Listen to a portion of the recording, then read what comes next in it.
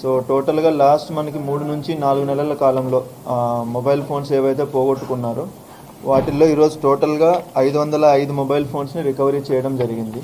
So వీటి total worth వచ్చి మనకి అప్రాక్సిమేట్గా ఒక 80 లక్షల వరకు ఉంటాయి అన్ని ఫోన్లు కలిపేసి.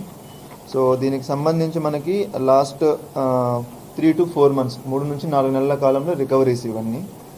ఇవి కాకుండా మనకి ఇంకా కూడా కొన్ని రికవరీ చేయవలసి ఉంది, ఇంకా కొన్ని ఫోన్స్ చేయవలసి ఉంది, అది కూడా కంటిన్యూ చేస్తాము.